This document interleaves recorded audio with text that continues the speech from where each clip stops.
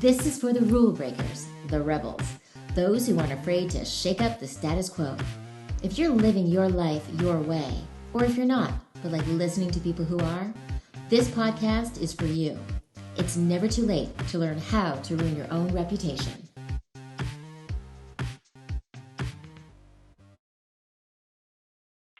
Welcome to How to Ruin Your Own Reputation, the show where I talk to people who are either working at unique jobs or have chosen to live lives that most people just don't quite understand. And they're doing it unapologetically. I firmly believe that while the details of our stories are unique to us, there are often themes running through them that so many of us can connect to if we're just willing to listen. My guest today is someone I've never met in real life, but have worked with briefly when she was editing a magazine that I was writing for. Now, to look at Julie Lawrence, you would see a woman who was a superstar in the advertising world. She was then the only female editor at a women's magazine run by men, and there are stories with that, I'm sure. And now she's the founder and editor of a groundbreaking new magazine for women by women called DEFY.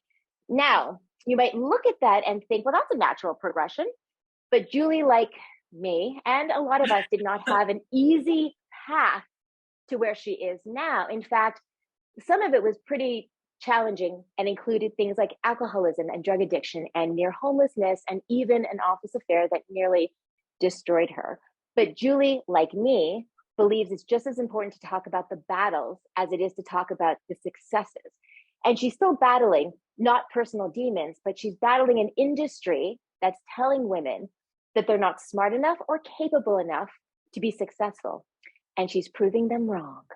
So let's just dive right in. Hello, Julie. Hello. That was such a humbling intro. It was so kind. I'm like, who is she talking about? Well, you got a lot to live up to now. No, Yeah, but it's clearly. true. And I, you know what, I want to start, I kind of want to go backwards because I want you to start with your mission with DEFY. And then Right. we'll go back and talk about the grittiness that was the spark that started it. But so tell us about DEFY. Okay, well, I'm starting this magazine called DEFY because, like kind of you alluded to, I was the editor of a women's magazine kind of run by men. And it was kind of that like run-of-the-mill women's magazine, health and wellness and diets and recipes and workouts and all of that stuff. And I just was kind of like, at this stage, I've been through so much in my career and I have so much kind of education and experience behind me. And I still found like my opinions didn't matter. And I was like, this is messed up, right? I have enough skills and experience. I've had like you said, I've had a journey to get here, but I mean, I have enough skills and experience and I am a woman, by the way. So you feel like my opinions and thoughts would matter at a women's magazine, but that just wasn't the case. So I got kind of like really curious about like, why am I so frustrated at the end of the day? Like I'm frustrated, I'm angry, and nothing really happened, right? Like it wasn't like this huge monumental event. It was just these like kind of microaggressions throughout the day. So I got curious and I started doing some research and I just found that like the misogyny that takes place in the workplace is just so alive and well. And it presents itself in ways that are like a little bit tricky, like being interrupted all the time or not being given the same amount of time and room to express my opinions or being automatically like called the secretary, right? By someone telling you like, did you take all the notes? And I'm like, no, I'm the editor of the magazine. I didn't take the notes, right? So it's just kind of this constant battle that I was facing. And it was just leaving me really like kind of frustrated and downtrodden. And I was like, God, I've been going through this my whole career. You know, some of the misogyny is more clear and some of it's a little bit more sneaky, but it's going on everywhere. So I got really curious and I did a lot of research and I found that like, this is just the way that the patriarchal system is set up, right? Misogyny is like the kind of the behavior the behavior enforcing branch of the patriarchy, right? So as long as we're, as women, we're all behaving like we're supposed to in a man's world, then everything's fine. But when we start to kind of break out of those or defy convention, that's when we kind of get, then we're faced with resentment and get men getting their backups and all hell breaks loose. So using this information, I felt really empowered, right? So I decided to start DEFY, which is a magazine where we're going to look at all the ways that misogyny kind of infiltrates the workplace.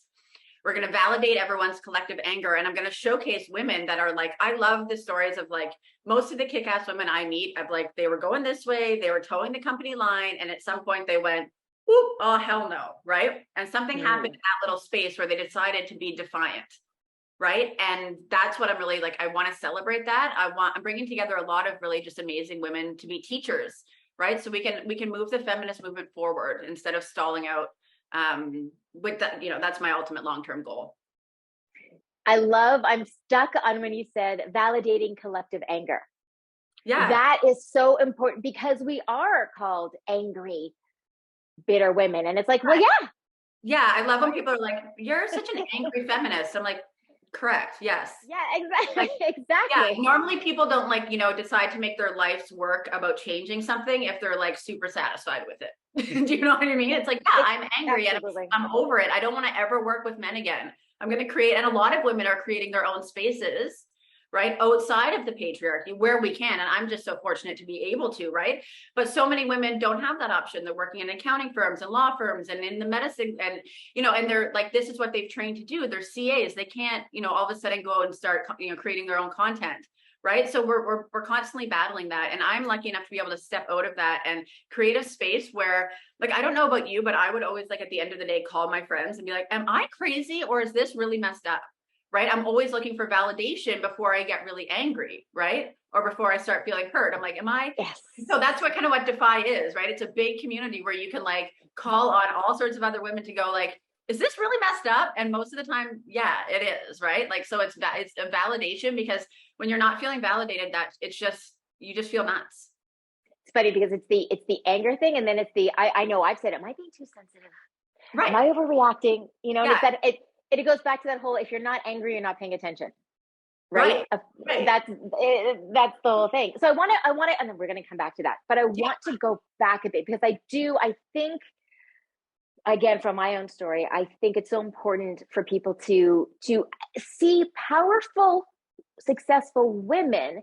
But I think sometimes if we just show them that, then it's a thing where a lot of women will go, well, I'm not that. I can't ever be that because I have this behind me. I have this in my past. I have these insecurities. I have this weakness. And they think, oh, I can, because this is my thing.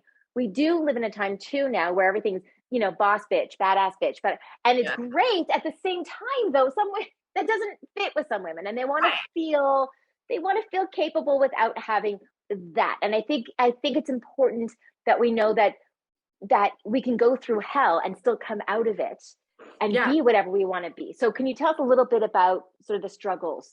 Yeah, that's so important, Mars. And I love that you're doing this, because I think that, like, some of the stuff that I've been through, I remember when I was in it being like, I will never tell anyone this. This is like, this is so embarrassing and so humiliating. And I'm so ashamed of where I am right now that I remember being like, if I ever get through this, I will never talk about it. And then you do get through. And now I'm just so compelled to share it so that my hurt doesn't go to waste, right? Like, it's just not worth it. And I literally went from like really successful to really sick to, I'm getting back on the right track, but like, it has not been a linear journey, that's for sure. And I think that you're right, that you hear these people that are doing things and you just assume that they it was like this mediocre rise. And it's like, that was not what it was like for me. So yeah, I just thank you for creating this platform where it's like, it was messy. Right. So yeah, I guess like where I kind of graduated and I did some government communications, and then I started working in advertising at like an advertising agency, and I bounced around to a couple, but it was like, it's almost like these ad agencies were like a factory where they churn out like young women like me, right? Like, it was like, the attitude was like, if you don't want this job, this is the coolest job in the world. And there's like 50 women at the door that want your job. And I learned very early on that my roles and responsibilities were very relational to men, right? It was like, it was just about making, I do the copies and get the PowerPoint ready and do all the work. And it's so that their life can be easier, right? So I heard this woman, Kate Mann, who's a genius. She was talking about how women are seen as human givers rather than human beings. Ooh. So when all of my work was about giving and giving, and I thought that the more they piled on me, like that was moving forward, but it wasn't. It was just being more taken advantage of. My actual work never changed, right? Like I just got more of it, and I thought that was promoted, and it was like I would work and work and work and hours, and then the next guy they hired would be more important than me right away. Oof. Right? So, and in a lot of ways, it was like, there was so much messed up stuff going on that it was like that frog in the water thing. Like I didn't notice how messed up it was until my boss kissed me. Right. And I'd already, and and it's such a classic, right? But I had already there was already so much messed up stuff going on that it was like, by the time that happened, I had and I kind of blamed myself. I was like, well, I allowed all this other stuff, but then I'm like, why was he even at the party? Like, what, you know what I mean? Like you start to see it as you get older, but when you're in it, it was just like, I had put up with so much that this was just the next thing. And I thought I was like, I had done everything that I thought I was supposed to do. I was one of the guys' girls, I was cool, and I was doing, whatever they needed, and I'll do your expense report because you can't figure out how to use Excel because you're 60. And so I'm doing all of this. And then that happened. Right. And my life really just went, it took a complete, 180 from there. So how did that happen? Did you get involved with him from there? Is that I got involved. And at that point it was like, I was just in it. Right. And I was so in it. I thought I was so special because, he was this genius. And I was, if he thought that, it was kind of known in the industry that if he thought you were smart, you must be really something, you know what I mean? So the fact that he would choose me, felt really special, and we were in it together, and it was us against the world. And it was I had to keep his secret. I heard something really amazing that was bullies are just worried that you're going to tell the truth about what they say and do. And that's what it was, right? I was chained to this secret, and keeping the secret. And he, looking back, he was just such a narcissist, right? It was it went from it was our secret to give me money to buy weed, to buy my lunch, to buy me this. And it was financial and physical and emotional and everything. It was just take. And what happened was that was fine for him, but for me it was there was a gap between how I was behaving and my moral code, right? So it's I don't want to be behaving like this. This doesn't jive with who I am, but I'm doing it anyway. And there's a gap here that I can't reconcile. And I tried to fill that with booze and drugs, right? I didn't want to go home. I was it just became this cycle where it was I would drink because I couldn't stand what I was doing. And then I would do something else that I couldn't stand that I did. And then I would have to drink. And it just it became a chasm between my behavior and my morality. Right. And that just kept getting bigger and bigger until it was I walked away from the job, but I was it became just years and years of I literally completely unemployable. And I remember one time distinctly, towards the end of my stint at that agency working with that person, but I was sitting there, and I would, I'd put cocaine all over my desk. I don't know if I'm allowed to say that, but and say anything. Okay. And I remember him looking at me and going, I don't know if I want to be part of this train wreck. Oh, he started it. Which I'm what are you talking about? You're the tracks that broke, it was. So yeah, it was I was into something that I couldn't handle at 26 and 27 emotionally. And then once I became kind of oh, I don't know if I can trust her anymore because she seemed the wheels are coming off here. Then it's whoa. This is not what I signed up for. So he makes a mess. And then when he sees the mess, it's leaving you to clean it up. Yeah, no, just he had no part of it. Walking away whistling, being wow, what a mess. I have to go back for a second because I so related to what you were saying, where you were so upset with your behavior, with the relationship that you were filling, almost punishing yourself with alcohol and drugs. And that was me. It was sex, but instead of alcohol and drugs, it was food. So I was doing the whatever it is to make thing. That. Yeah, to make that because I'm a big believer that where that crack is between morality and behavior is that's where the discomfort is, right? And that usually tells you that you got to address it. And I know that now, but then it was just I couldn't feel like that. I couldn't feel that shitty all the time, and then and then it just perpetuated because you'd fill it with drugs and alcohol and then go and do something even more insane and not be able to get that. And it just got to be I had no idea who I was anymore. It's crazy. It would be amazing if we could fill that void with meditation and yoga. And, but again, I felt I was beating myself up with food because I was upset with the stuff I was doing with sex. And then I was upset with what I was doing with food. So I was beating myself up with sex. And I wonder if I guess it's a general thing, but I wonder if I'd love to know if it's something with women, because we do tend to punish ourselves and blame ourselves. Like you had said, you blamed yourself when he kissed you. And I can tell you, I think I've had 4 jobs where I've had that happen, and I didn't report anybody. No, that's not true. Once, and nothing happened. I got in trouble for it. And I was young. I was like 20. Right. And it's almost like, well, what am I gonna, it just happens, and especially in certain fields, but it should never it should never happen, right? And the thing is, it usually happens to women that are young enough. Like it would never happen to me now, right? Because it's just like predators, no matter where they are, can smell it off you.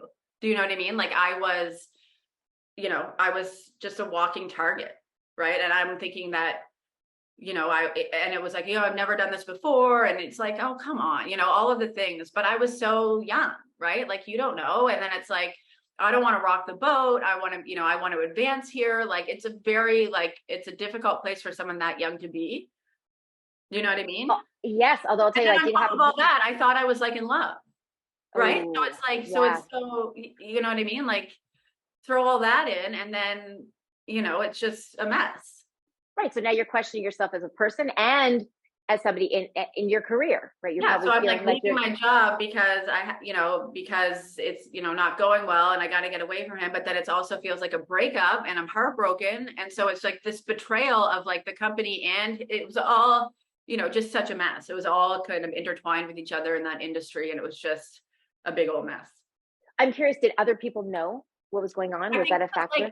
I think, well, I mean, like it was a lot of young people, like that industry is like a lot of young people, and we all partied together a lot. And I think it was almost one of those things that was like, it was so known that it became like not even interesting anymore. Right. Do you know what I mean? Wow. It was just like, like, I mean, that's kind of just. I'll just say this because I feel like for anyone who might be in the same situation, it happened to me. I was old enough to know better. I was in my late 40s and it actually happened to me, and I didn't do anything about it, only because I felt it was the opposite thing. I was like, he knew. I kept putting my foot down and nothing was going to happen, but I almost felt like I'm more powerful than that. He was younger than me. And it's like, oh, you can't. But actually what happened was I actually felt like I thought it was a really stupid thing, obviously on his part, but I just lost so much respect for him. And so the where I should have been respecting him as a boss, I'm like, okay, well, you lost that. So I kind of took advantage of that in the sense of like, you're going to I'm sorry, you're going to what? Tell me what to, no, that's not going to happen. Yeah. But okay. So then what happened? What did that look like coming out of that? Or how did you come out of it? Or how long did it take you to come out of yeah. So I left that job. I think it was like, and I remember like I left that job. I think it was kind of mutual. Like I was really spiraling. It was like, I quit, but I think they were probably fine to see me go. And I came in as this like hot shot. And then it was just like this, again, like this demise, with everyone being like, ooh, let's just wipe our hands of her. And so after that, I kind of like, I was really good at like getting jobs, but like I couldn't keep them because I couldn't stay sober. Like I would like get it. I would get a job because I'm smart and I have experience and all of that. And I can talk a good game.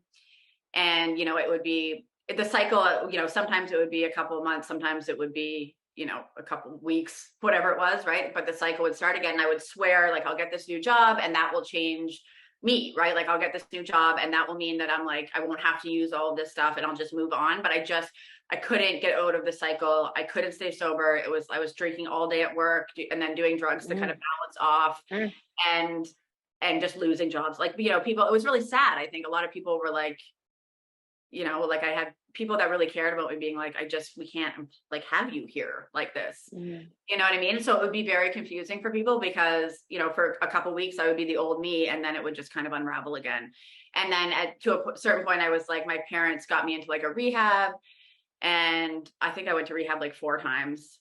The 4th time, 4 times probably over 5 years. And wow. It got to the point where it was like you don't need to hear the nitty gritty. I mean, it was gross. Like I was hanging out, like the more drugs and alcohol you depend on, the less savory your company becomes. Right. So it's like, I was like just putting myself in really, really high risk situations, sleeping with a lot of people I didn't even know. Like I still get like flashes of it and I'm like, ah, like I, like just had no respect for myself. And I was staying up for days on end. And it was a pretty ugly existence. And so my parents, who are like just wonderful, were like, they put me in this like the only reason I wasn't homeless was because of circumstance. Like I want to make that clear. Like I couldn't go into my parents' house without taking a breathalyzer, and if I failed, I was not allowed in. So that was not a place to like flop anymore. And so my dad put me in kind of this, like, I call it like a morgue, like a tiny 1-bedroom, like, like the drawers in the morgue. Yes. Slam your body in. That was almost like, and my parents were like, we just assumed we'd be burying you. It was a hard thing to watch, but I couldn't, my mother had to get like bite plates because she was like, grinding her teeth all night and on, taking Valium, and my dad, everyone was just at their wits' end. So they put me in this tiny 1-bedroom and kind of just left me there to, it was like, I was getting arrested. I was in the drunk tank. I was stealing from the liquor store. I had no money. Like it was pretty bad. And so it kind of came to it. I was in and out of the hospital because I would like be in withdrawal or go into like cocaine-induced psychosis, basically, and be in and out of hospital. And finally, this last time I went to the hospital, my parents took me in, and I was banging my head up against the wall of the hospital because I was trying to knock myself out because I was in such bad withdrawal. Like I was like, the lights were screaming at me and the noises, and I was like going just nuts. And I got in, and they gave me like Valium intravenously, and I was like, 90 pounds. And I just remember kind of like that being like it was just like, I remember I had a bed in like an all women's rehab on like Friday, and this was like a Monday. And they said to my parents, like, keep her drunk until Friday but keep her close because you won't be able to medically deal with detoxing her, and then get her into this place. And that was, for whatever reason, it was no different than any other time that I was in the hospital. But for whatever reason, I think I was like just very aware that like my life is going to be very different if I don't get well this time. Like I knew that like my family was done with me. It was just, so that was kind of the progression of it all. I'm sitting in it, listening to it. And it's just, I like chills because I think I really, really believe that it's this stuff that helps people move forward through the tough stuff. That's what I believe. I mean, that's what I relate to. I mean, I need to see people who are doing well now, but who suffered. That's not that I want people to suffer, but to me, I need to see, like I said earlier, that's that old expression, if you're going through hell, keep going. Like it's those times when you feel like no one's been as low as me. No one's done as horrible things as me. No one's been as disgusting as I am. No. And then you hear someone tell a story with such honesty, and they're out of it, and they're not ashamed of it. No. And there's something to me that is so unbelievably powerful about that. Give me that kind of stuff over somebody who's just telling me like stuff happened and I shook it off and I woke up. I was happy it was another day and I moved forward with my gratitude. For some people, but I'm super grateful that you're sharing this here the way you are. I hear it all the time that like for me anyway, it's like you're only as sick as your secrets. And I couldn't, like I said at the outset of this interview, like I was like, no, I will never tell anyone. Nobody has been this disgusting. Nobody has been this terrible of a daughter. Right.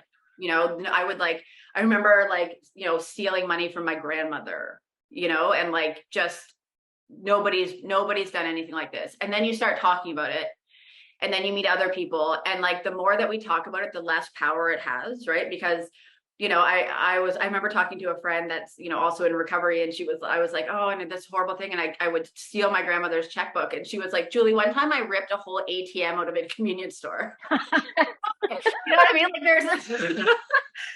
there's always, like, you know what I mean? Like there's always somebody, like you say the stuff that you think that no one else has done. And then everyone's like, yeah, I've done that. And then all of a sudden it's like just not as powerful.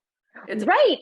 And that's what I say actually when I went into my eating disorder program. I mean, with that, I carried so much shame, and you tell certain people the stuff that you, like when I would tell about the stuff I do with food, and you do expect people to just recoil in disgust. Right. And then like, you go there and you're like, I ate food out of the garbage. They're like, yeah, like, duh. is that it? It's like, what? Yeah. That was like a normal Tuesday. What is that? Yeah. But then you do realize, oh my God. Like it's what I say all the time, you show the world who you are. It's not going to end, Yeah. And you start to learn like all those behaviors, like the stuff that you do is just symptoms of your illness.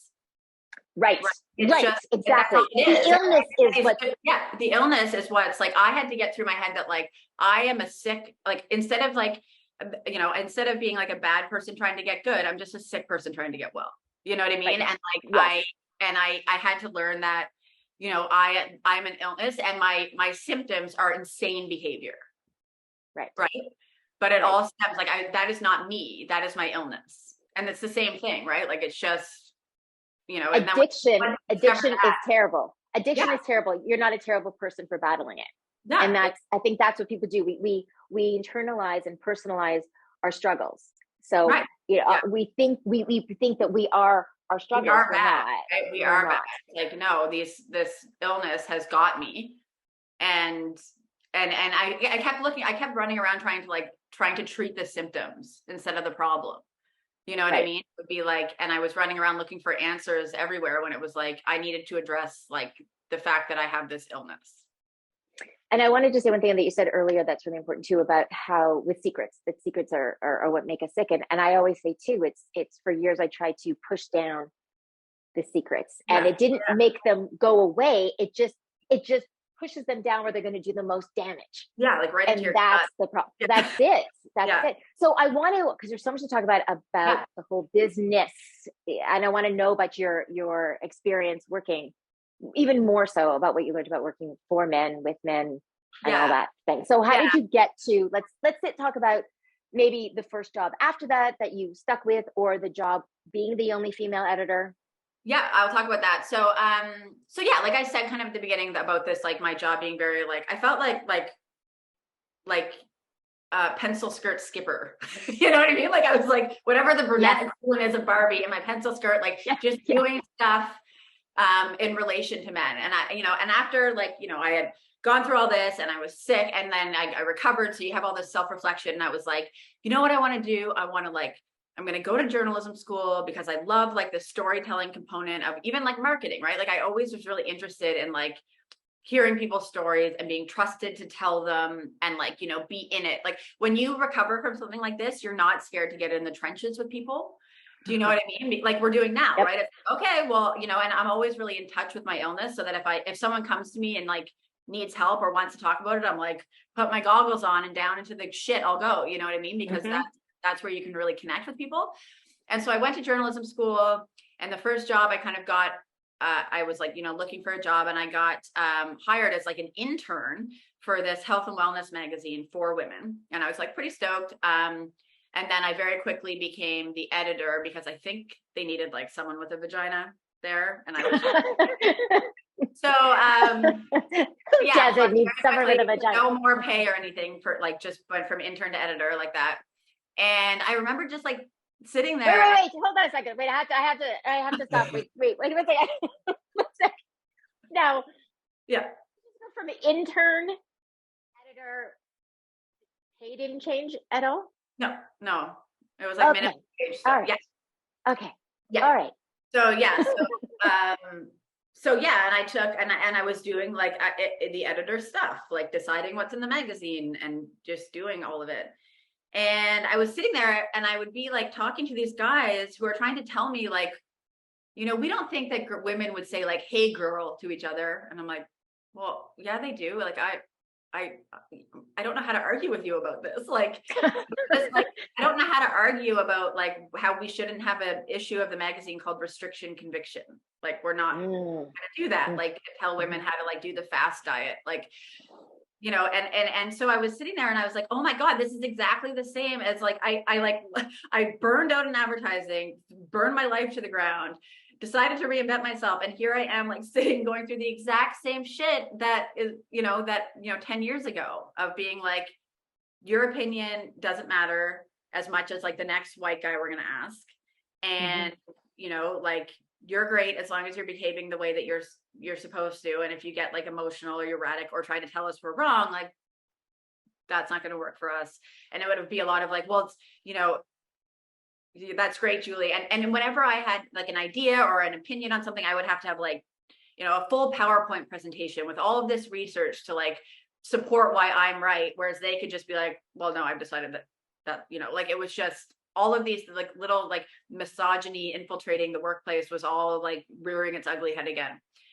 And so basically the magazine, I was there for like, you know, and I would ask them like, you know, I need enough money to be able to like pay my rent and stuff. And I would get like, well, you know, if all you care about is money, then, you know, and we're helping people here. You care about helping people. And it's like, well, yeah, but also like, I need to help myself in terms of having a wow.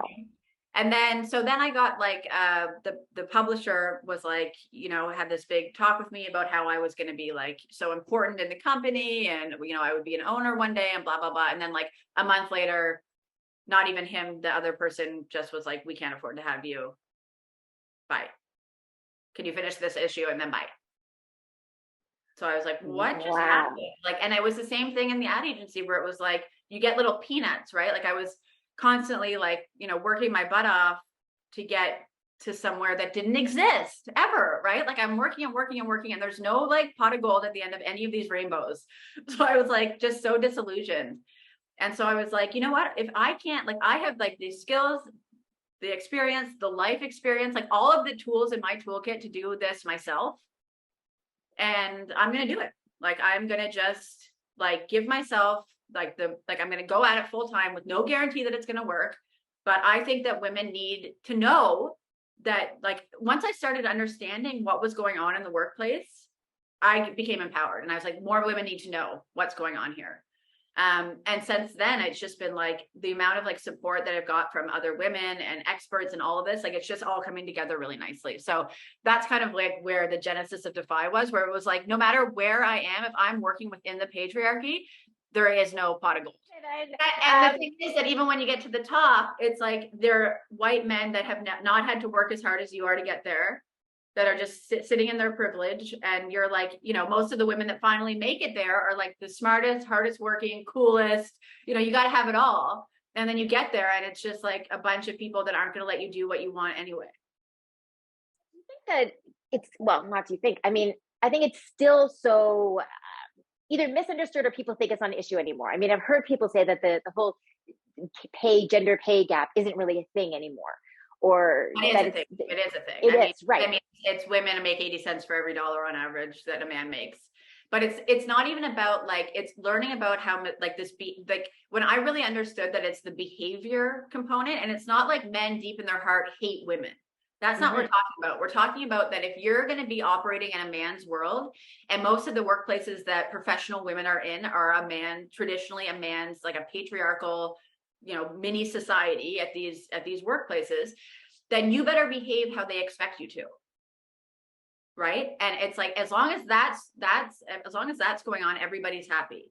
But it's when you go step from being a human being or human giver to a human being, and you step into your being and you say like, I'm not going to behave how you expect me to just to make you feel comfortable. That's when people get resentful. Right. And it was like, it's amazing how you find even like when Hillary Clinton, for example, was running for president, a lot of people warned that like, this is, if she wins, it's going to be really bad for women. And the reason is that it starts to, first of all, they see her as taking what's rightfully theirs, right? It wasn't about her winning on her own accord. It's a personal slight. It's taking what's rightfully theirs. But then you're going to have a lot of men taking out that disruption on the women they work with. Right. To make sure that they stay in their place. Don't get any crazy Malcolm ideas. Malcolm Gladwell, who's a genius, but wrote about this, about it being like, if when the door opens, it's going to slam right back in the next woman's face. So that, you know, which is, when you think about it, makes complete sense. Right? And I think it's not, it's like you said, look, there are some terrible people out there, but I think sometimes it's so deeply ingrained in us. I mean, I think we were talking a while back where you were talking about, tell me if this sounds familiar. You're in a boardroom and sandwiches come Yeah, to the the table. sandwiches. Please share that, because I found that so This is interesting. the great. So when when I started getting curious and doing all this research about the way misogyny infiltrates our workplace in like really sneaky ways, there was this study that people did where it was like, if you bring like a plate of sandwiches like covered in like saran wrap, right, and place it in a boardroom, the men will immediately look to the women to like uncover the sandwiches and get them ready for consumption. Like we're all their moms. Right. That's so interesting. Yeah. And there's another big movement that's going on where women have like, they're doing experiments where if they stand on the street and as men are coming towards them, they just don't get out of the way. And we're just getting smashed into, because it's not that they're walking and going, I'm going to walk right into her. It's that it would never occur to him. The expectation that we're going to move. It's like not like walking down the street going, I hate women, I'm going to like, they better get out of my way. It's that they always do get out of my way. And that's what I expect. And if they don't, it's very strange. Right. And that's just a metaphor, right? They better get out of my way. And that's why I guess makes it change so difficult, because if it was just that there are some nasty misogynistic people out there, then they would be weeded out, I think. But because a lot of it it's so part of us, and I think a lot of the times they won't even realize that they're not thinking, I'm not gonna open the saran wrap. Like, they're not thinking that. It's just a thing. Like, it's like, well, these sandwiches will not materialize on the plate in front of me like they always have.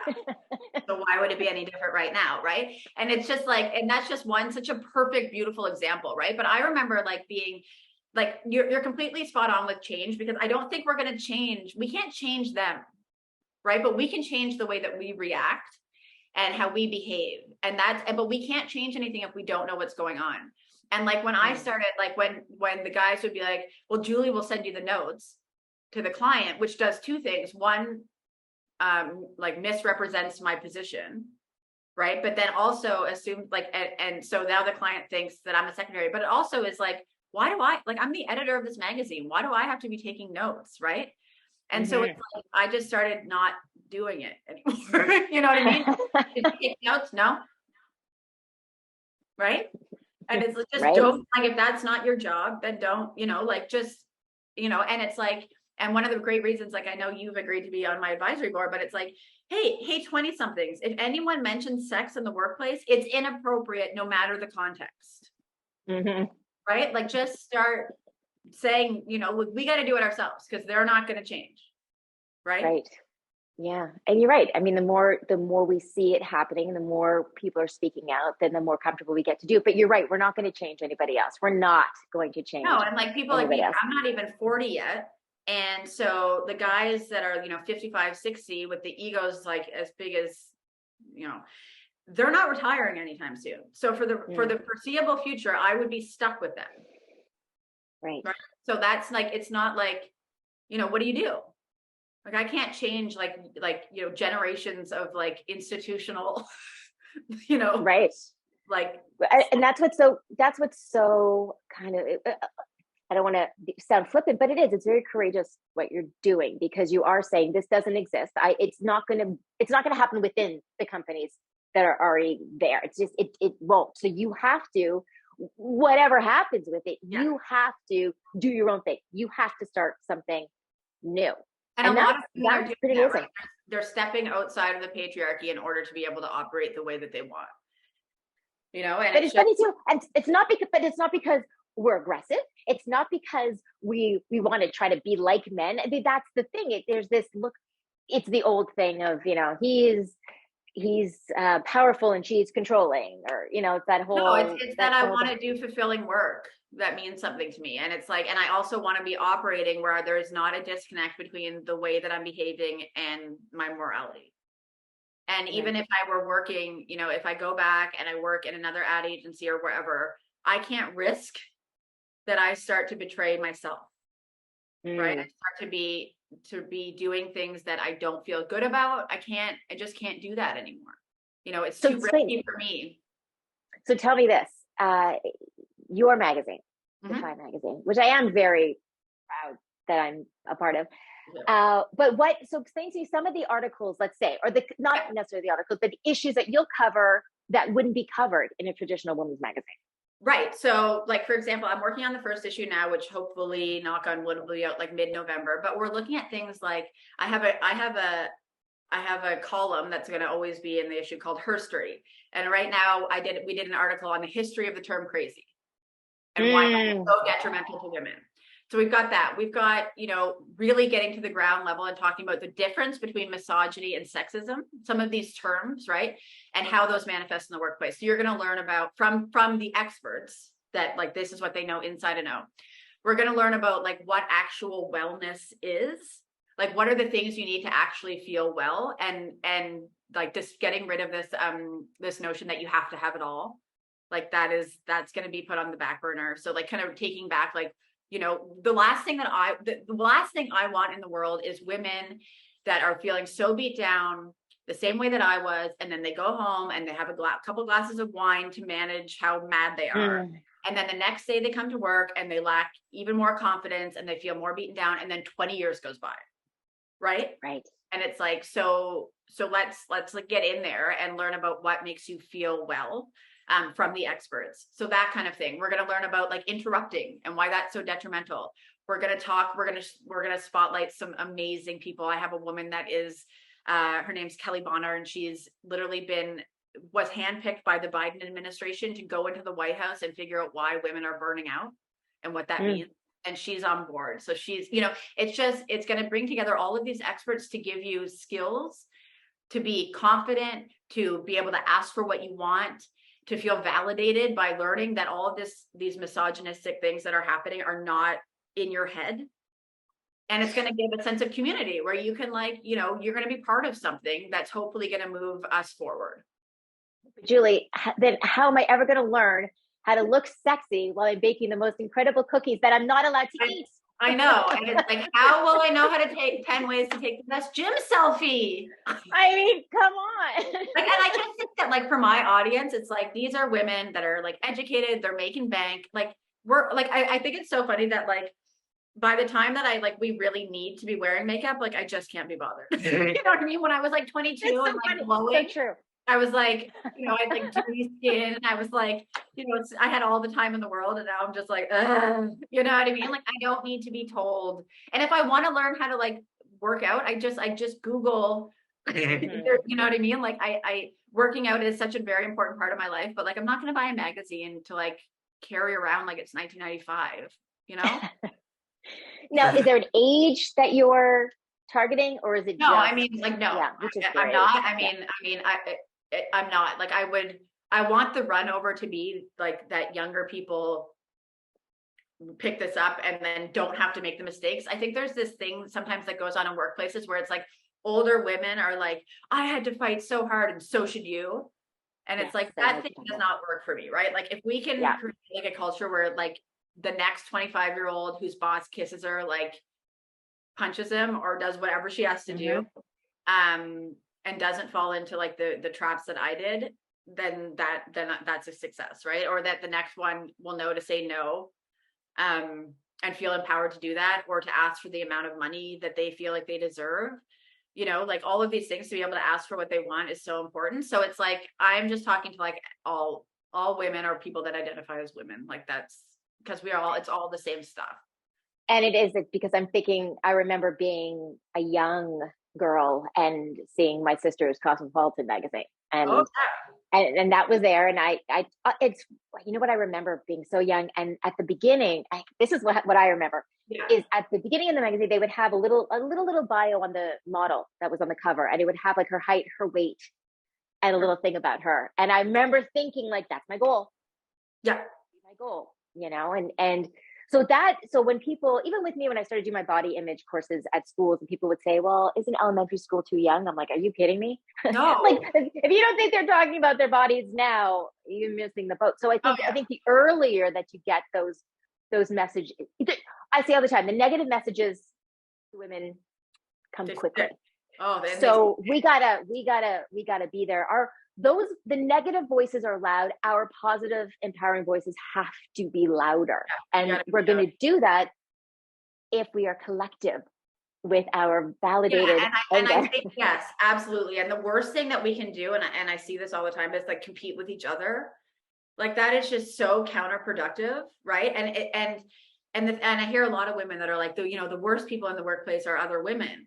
And I'm like, if you could just understand that that is also a byproduct of the patriarchy, right? If there's 10 partner positions at a law firm and 9 are for men and there's 1 for a woman, no wonder we're scratching each other's eyeballs out to try to get it, right? And the thing is that the more that we behave like that, the more we're playing into exactly how they expect us to. And the status quo is only going to benefit them, right? Us like competing like that and being terrible to each other like needs to end like today. And the idea that there's not enough space for every woman to be successful in her own right is just, with men, it's like a frat house of like money and prestige and like there's enough like, titles and money to go around, right? And with women, it's like, well, if you're doing well, I can't be doing well because there's only room for one. And that's like, it's such a barrier to progress. Absolutely. No, and you're right, because anytime I will post anything on social media about women or misogyny or the patriarchy, there's always a guy saying women are worse to women, always. And it's like, you know what? Yeah, but that's and when I want your opinion, I'll let you know. But it's also not an educated opinion, right? You don't know you don't know where that's coming from. And like women are, it's ingrained to do that. Like it's even like pitting women against each other is another thing that like we're gonna look at. Like, it was like back to like, Brittany or Christina, like one, can't like both. Kate or Megan, like one, can't like both. You know what I mean? Like it's like, why are we doing that? Why does it have to be? Why can't who are best? I mean, it goes back to that. Yeah, but it's also if we're too busy battling each other, then we can't take over the world. I mean, I say that if we're too busy, that's the thing. Exactly what they want. Yeah. Right? If they're so wrapped up in trying to kill each other, they're not going to notice how like the stuff that we're doing. And the status quo only benefits them. This is amazing. I want you to share. So you think it'll be mid-November? Is when the first issue's coming out? I don't think I should have said this online. Okay. No, that's what I'm working towards. Yeah. So if you go onto the website, defymagazine.ca, if anyone's listening, there's like a form at the end. Give me your name and email. There's no, like, you're not going to get a bunch of junk or anything. It will just let me know to let you know as soon as the issue drops. So you'll like, I'll get an email, but then also just follow us on Instagram. We'll definitely keep you up to date. There's lots of really fun stuff on there too. That's not going to be in the magazine. Lots of interviews and book suggestions and content and quotes and stories and all sorts of good stuff. And you're also looking for contributors. Yeah, always looking for contributors. So if you feel like you want to pitch me something, you feel like you have a story idea or you want to write something for Defy, absolutely. Julie at defymag.ca is probably the best way to get a hold of me. Yeah. That's awesome. Julie Lawrence, Defy Magazine, taking over the world, breaking glass ceilings. But thank you for being here. Thank you so much, honestly, for sharing all of your story, because that is what is so important. And I'm excited. I'm excited to see what's going to happen, because I think you're gonna do some big things. And as I said, I'm grateful to be part of it. I'm so grateful to have been here. And I'm like, it's so, yeah, it's just great. It's just crazy to be in this place and to be, this happy. Awesome. See, you can do it, right? Yeah. You're going through hell, keep going, because it's worth it. And share your stories. To share your story, and also be willing to listen to other people's stories, because that's where connection happens. That's where it happens. Yeah. Thank you again. No problem. Thanks for having me. All right. And thanks everyone for listening, and I will see you next week. Don't forget to subscribe to How to Ruin Your Own Reputation. Available now everywhere you get your podcasts.